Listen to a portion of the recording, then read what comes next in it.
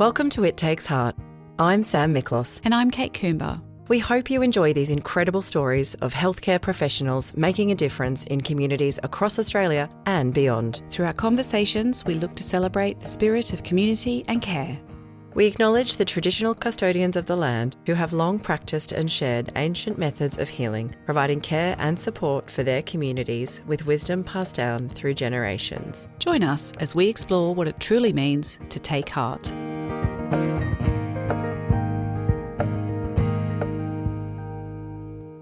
Today we are chatting with physiotherapist Judy Chesney. Judy was working in private practice when in 2021 she made the bold move into locum travel work and hasn't looked back since. Hailing from Belgium in New South Wales, Judy is full of life. She loves to travel, keep active, explore new and wonderful places and makes lifelong friends wherever she goes. In recent years, Judy has largely worked as a rural generalist physio in locations like Mildura, Katherine, Young, Mount Isa, St George, Cairns and even Thursday Island. We're really looking forward to hearing about the life of a travelling rural generalist physio today. Welcome, Judy, to the It Takes Heart podcast. Thank you. Good to meet you. Thank you very much. So, Judy, where are you today? I'm actually working in a role that I picked up myself. It's in Jindabyne. So there wasn't much on offer when I was looking. So I saw an ad for a private practice in Cooma. Yep. And I thought, well, I'll come down and I'll try some skiing. I was going to say, are you skiing? Well, I'm trying. Yes, I've taken a few lessons, and I'm going very slowly. I haven't had skis on for 35 years, so it's a big learning curve again. How amazing! How amazing! How did you actually get into? How did you become a physio? Yeah. Well, I think I've always been quite interested in the human body. I started off studying teaching and did some units of anatomy, and I found them very easy and interesting to do. And then the opportunity was there to turn it into a career. I could have chosen physiotherapy or chiropractic or osteopathy, but physiotherapy happened to be the one that was free. So I took a leap and went, well, I'll do that. And I had a young family, so I thought I needed to have a career of some sort that would support them. Yeah, and that possibly would be really good for travelling and moving out of the city. Yeah. And did you always work in private practice, or did you work before you stepped into this travelling locum work? Where did you work predominantly? No, I spent 14 years in the public health system in a rural hospital, so on the North Coast. And then I did a little bit of rehab work and private practice work and some in the private hospital. So I did quite a few bits and pieces, worked in the nursing homes.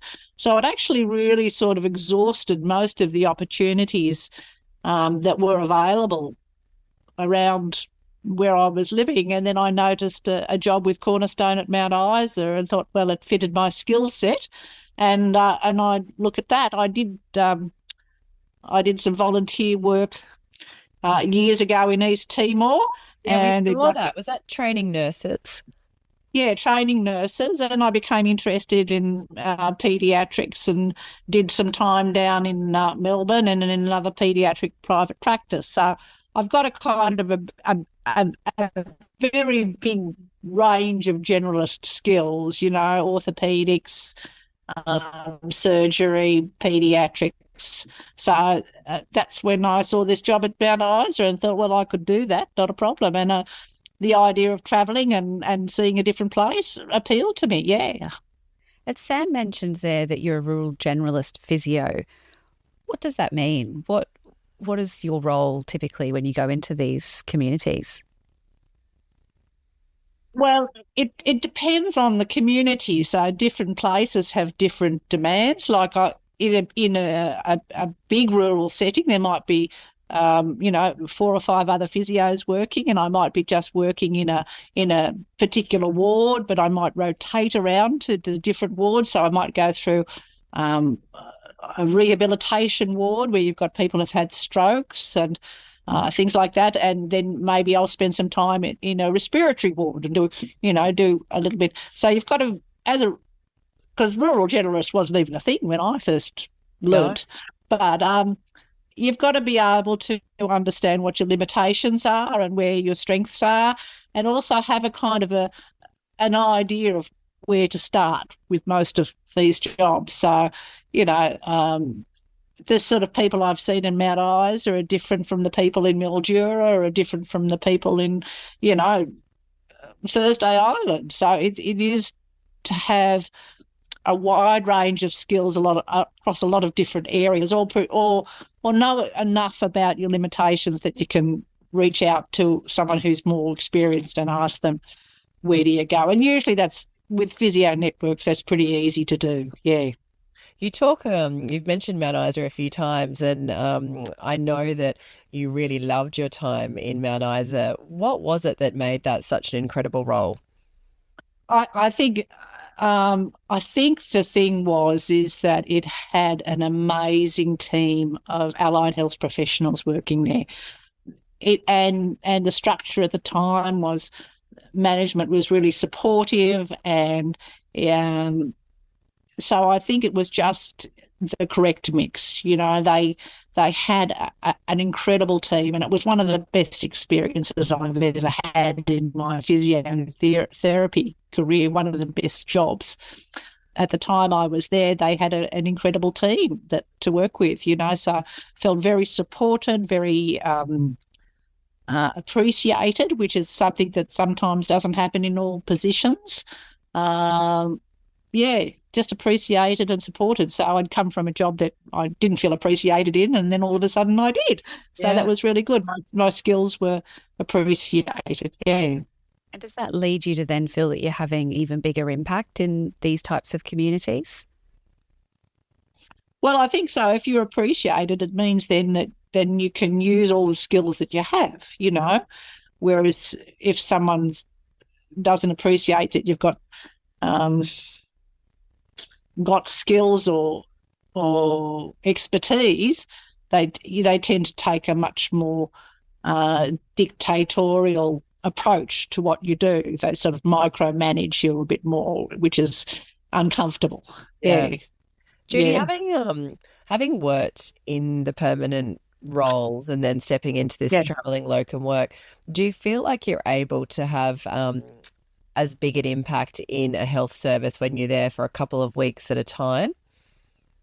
I think so, because I bring my own skills that they may not have seen there for a while. I mean, often you can be just the only physio that they've seen for a long time, and because I've got a lot of skills across a lot of different areas, I could approach a problem in lots of different ways, So it may be that my approach is different from something that they've had before, or a different way of looking at things. Yeah. So I think that is the case, is that I can have an impact and, maybe get them to think about things in a different way. Mm. Do you feel sometimes when you go into communities it can be difficult to build trust? I'm sure with contractors coming in regularly, it may feel like a bit of a revolving door for the people who live there. How do you build that trust and establish it when you arrive? Look, I don't think that. I think they are used to having people going in and out, because they have doctors that do that too. So I think they are used to people going in and out a bit. I try to become involved in the community and, sort of make myself get out and do things with the people in the community, whether it's going to the local stalls or, getting involved in the gym or the local sports club or whatever. I try to get involved a little bit so that I'm, they can see that I'm there to be, I'll go to the trivia night at the pub and, so I get sort of known around the area a bit. Yeah.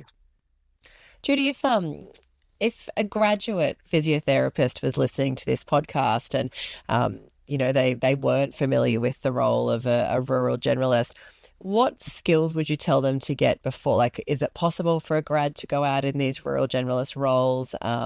Do you think there's a certain skill set that they should get first to make them, I guess, better equipped? How do they transition? Look, I guess I guess if I was sort of thinking about that, that it would be hard. But I think if I look back at my career, where I first moved as a graduate physiotherapist into a small rural hospital, and I had to all of a sudden be the rural generalist for that hospital, then I'd say that you just have to kind of fake it till you make it, really. Yes, yeah. You just have to keep going. Just embrace everything and just go, well, I'll just do the best I can in this situation. And sometimes you don't know how much you know until you try. You actually do know more than you think you do. Something might look complicated, but there's a lot of information available for physios now online or, via Zoom or electronic hookups to different major hospitals where you can get the information you need to help people. And you can actually even now go and do consultations online with a surgeon sitting next to the patient and things like that. So there's a lot of scope there for getting that expertise and feeling very comfortable. But, there will always be things, and there still are things that I come across in my roles where I go, oh, I haven't seen one of these for a while. What do I do? And you just have to look at how you can get that information or who you can access to give you that information. Yeah. I've got to tell you that resonates. I graduated as an OT myself, as an occupational therapist, and I remember that fake it till you make it for those first few weeks, where the orthopedic surgeon would come in and say, make a splint. And I was like, I couldn't even work out how to turn on the splint pan, let alone make the splint. I was like, where do I do that? And what am I making it with? He was like, what are you doing here? So I was like, I'll make something. I don't know if it's what you'll be wanting, but it'll look fabulous. It sounds like then the team that you have around you is really critical, that supportive, helping each other. Yeah. Is what they meant. Is there you've worked, when we said in the intro, some of the contracts you've had, like some incredible places. Has one other than Mount Isa been particularly memorable? Is there another place that you've really enjoyed or that you didn't expect to have, such a great experience? Oh, look, I think the top of my list is Thursday, because I looked at them. They're all great. But I think the top of my list is Thursday Island because the things there, because the place is so incredible. Can you maybe paint a picture, Judy? Like some people won't know what's at Thursday Island. What's there? What's the health service? Talk us through it. So Thursday Island is right up the tip of Australia, and they service, I think there's about 50 islands in the Thursday Island complex. It's a mixture of sort of Polynesian background people and Indigenous people, as well as, workers through the area. And it's got that very unique feeling of, easygoingness that, a holiday in Fiji would have. It's very hot there, Plus you've got, rural, all the problems that come with rural Indigenous communities as well. You've got a lot, and people being shy about coming for services and things. So it's and there's lack of resources there, like a lot of places too. So there's a large hospital there where I was working, and it services that whole community. And so they have a full range of things from fractures and orthopedic problems right down to pediatrics and antenatal. Yeah. So it's quite a big, and they have outreach. So, you go out on a helicopter and stay a couple of days on a little island and see the local community, and it's just amazing. You work in a small clinic and just try to do the best you can for the people while you're there, and it's a beautiful environment, just my view from the window was the ocean. It was just incredible. It was just a beautiful place to be, So, yes, Thursday Island would top my list, I think, of incredible places to work, but it there's limitations with everything too. It may not have been as interesting as other places to be. Yeah. And what about your bucket list? Where's on the list where you really want to go? I want to go to Broome. I want to go to Western Australia. Yeah, that's on my bucket list. And is there any reason in particular that is high on the list? Well, because I haven't been able to get there yet. Yeah. I haven't had a holiday there or anything else. I know people who are working there now that I'd like to see and catch up with, people that and that's the other thing is when you're doing these roles is you often bump into the same people, nurses and other allied health professionals who are also doing that locum circuit, and you go, oh, hi, I remember you from, Mount Isa or, wherever. And so you do keep track of people. So I guess I haven't worked in Western Australia yet, so I have to go to Western Australia. Yeah. Judy, you've made so many great friendships along the way. Do you ever find it hard to leave a place? And how do you decide how long to stay in each Yeah, and how contract? long are you there? Because what's the rhythm like? Are you only away for a couple of weeks, then you go home? Like, where's home for you? Home is Belgium. That's where my family is. It is hard sometimes, depending on what's going on, with my family. So, I've been taking up to 12 weeks, and then I'm at Isa. I did 2 lots of 12 weeks, but had a break in the middle. It is hard, family and friends, back home in Belgium to sort of keep up with that. But I find that I'm only back a couple of weeks and then I'm ready to go again, Like I really like getting out and seeing the new places and getting out and going. So, yeah, as much as I like to be home, I also like to go, So Have you always I like to spend. Have you I think look for travel? Yeah. Looking back, yes, I have. Yeah. Yeah, I have. I mean, when I had children, of course, it slowed down a little bit, but previous to that, I travelled a bit as well, so I'd work 8 months and then travel a bit and then, come back and work a bit more and travel again. So, yeah, so it feels very comfortable to me. There are places that if I was a younger woman and I didn't have family ties, I would have picked up the jobs that were going there and gone, yeah, I'll stay here, Thursday Island. If I'd been younger, I would have taken a job at Thursday Island, or Tully had a job going to. I would have loved to stay at Tully. That was very nice there. Depending on the point in your life, really. Yeah. Yeah. Judy, I'm always keen to hear like how we can better support, candidates' well-being on placement. And I did read that you were crowned the lifetime member category winner for the National Weight Watchers Slimmer of the Year competition. Oh God, that just never leaves, does it? I know, I bet it doesn't. I bet it doesn't. It goes away. But it got me thinking, how some of those places you've mentioned, like how do you keep active? How do you eat healthy?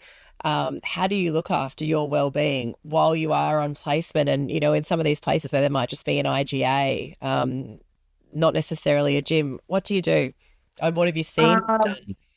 Well, if there's a swimming pool, I'll go swimming. So I do swimming.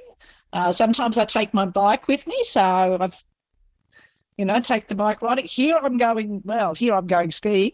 So I just try to find whatever is the physical activity of the area at the time, and it might be just walking or running or doing something like that to just stay active. There's usually a small group of people that do some activity, and it's different in every place, and sometimes it takes a bit of time to find out what's going on. Food-wise, I think that's probably the difficult thing, the expensive thing, is each time you go to a new place, you've sort of got to set yourself up with your pantry, because, you've got no sauces and no condiments and nothing like that, no tools to make anything. So you can't really sort of get into making fancy meals. Often my meals are just,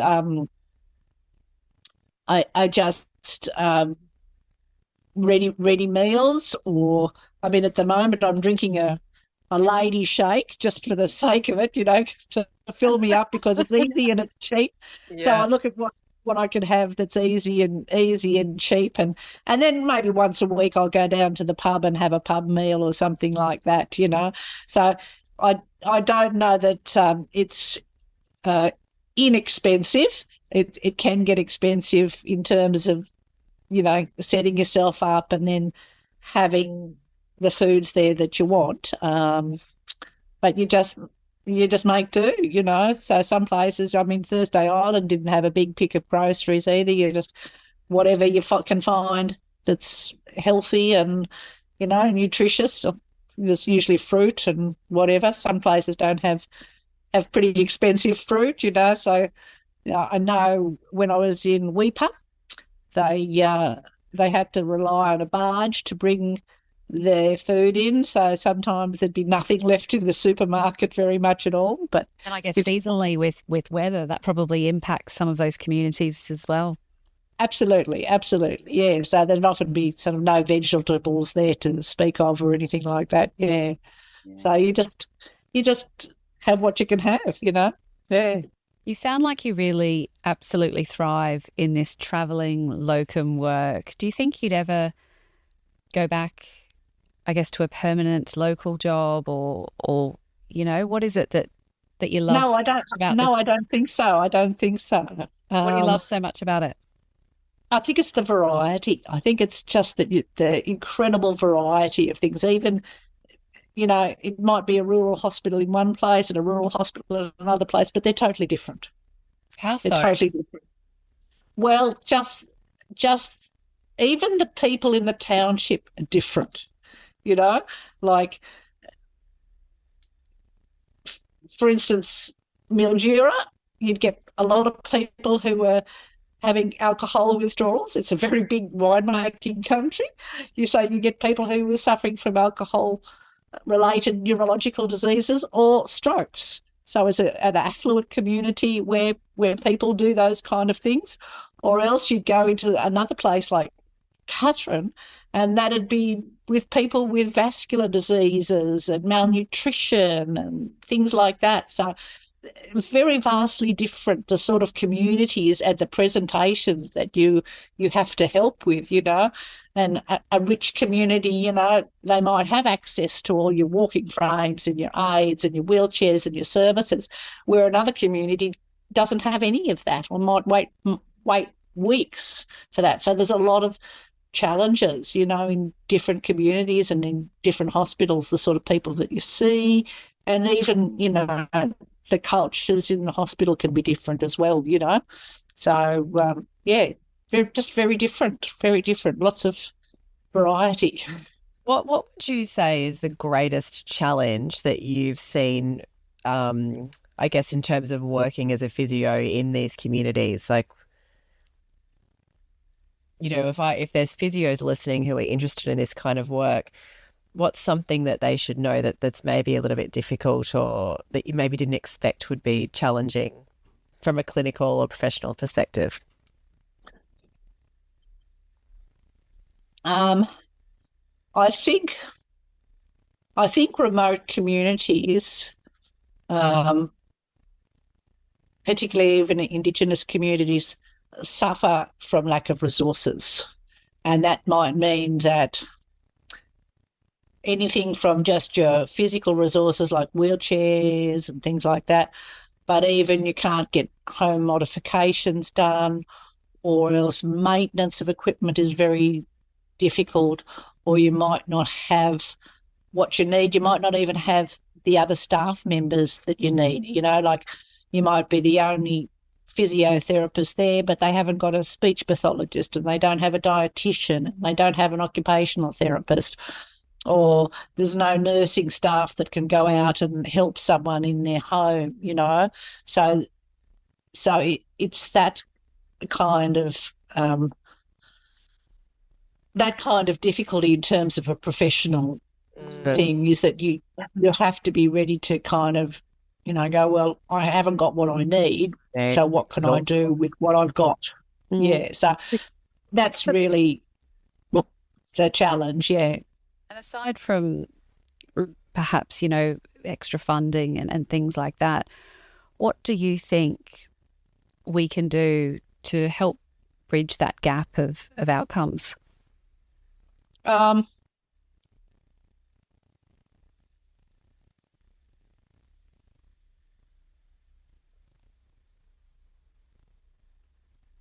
Good question.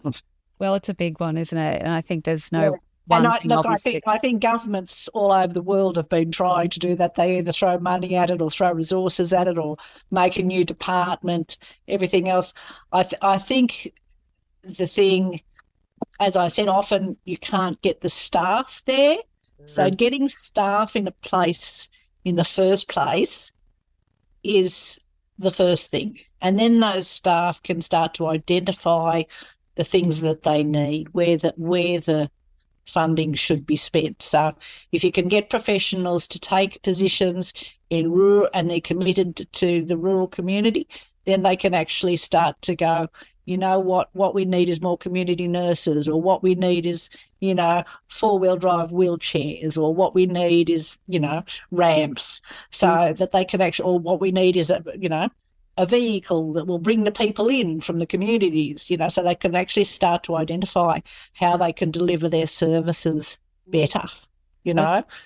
This information is so helpful to people, and I think it sounds like we really need the right people in these communities who have that mindset, who have that level of understanding to really have that impact, which I think just sharing your stories today is really going to help that. And I think the other thing, and this is something that I learned in East Timor when I was there, is that you have to have people who are prepared to listen to the community about what they need. Because often you can go in there as a professional and go, well, I can see that what you need is a new house, you know, with all the access, but that may not be the priority for those people.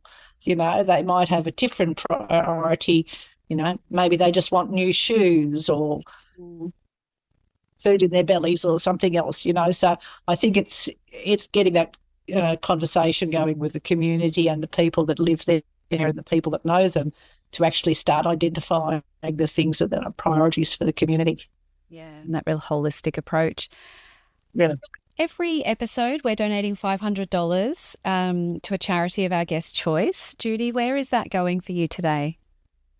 I'm not sure that this qualifies for what you say, but I would nominate the St George Triathlon Club.